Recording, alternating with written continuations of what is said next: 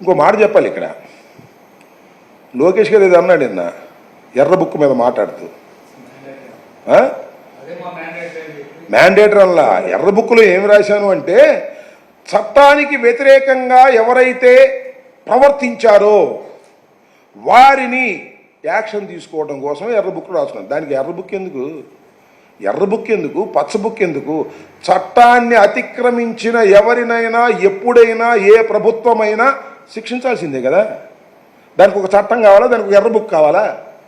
ప్రాథమికమైనటువంటి హక్కే కదా అది ప్రభుత్వానికి. చట్ట వ్యతిరేకంగా ఏమన్నా ప్రవర్తిస్తే రక్షించడానికి కావాలి ఎర్ర బుక్కో పచ్చ బుక్కో.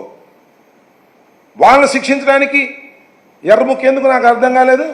ఆయన ఏం చెప్పాడయ్యా, ఒక్కో నియోజకవర్గం వెళ్ళటం, అక్కడ ఆ ఎమ్మెల్యే పేరు చెప్పటం, ఆ ఎమ్మెల్యే బట్టలు ఊడదీసి నడి బజారులో నిలబెట్టే బాధ్యతను ఈ లోకేష్ తీసుకుంటాడన్నారు. అన్నాడా లేదా? అది ఎర్ర బుక్క? అది మాట్లాడాల్సిన మాట? వాటిని అట్లా మాట్లాడచ్చు ఒక రాజకీయ నాయకుడు? ఒక ఎమ్మెల్యేని పట్టుకుని, ఇవాళ కాకపోవచ్చు అది ఎమ్మెల్యే, ఆ రోజు ఎమ్మెల్యేనే కదా, ఆ ఎమ్మెల్యేని బట్టలు ఊడదీసి నడి బజారు మీద నుంచోబెట్టే బాధ్యత నాది అని చెప్పావే నువ్వు. ఏంటిది? ఇదేనా నువ్వు చేయాల్సిన పని? ఇదేనా బాధ్యత గల ప్రభుత్వంలో పనిచేసే వాళ్ళు మాట్లాడవలసినటువంటి పనులు?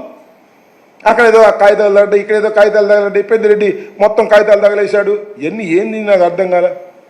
కాగితాలు తగిలితే కేసు పెట్టు, నిజమైతే. ఏ చిత్తు కాగితాలు తగలేసినా ఇక్కడ కాగితాలు తగలేశారు, ఇది దీనికి సంబంధం అని చెప్పేసి ఏదేదో పిచ్చి మాటలు, పిచ్చి రాతలు ఆంధ్రజ్యోతిలోను, ఈనాడులోను, టీవీ5లోను, ఏబిఎన్లోను రాపియటం, చెప్పియటం, ఏదో జరిగిపోతుంది, విధ్వంసం జరిగిపోతుంది రాష్ట్రంలో. ఏం మాటలు, పిచ్చి మాటలు నాకు అర్థం కాలేదు. రాష్ట్రంలో విధ్వంసం చేస్తున్నది నువ్వని మనవి చేస్తున్నా.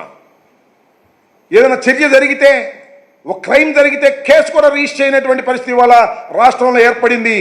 ఇది విధ్వంసం. నేను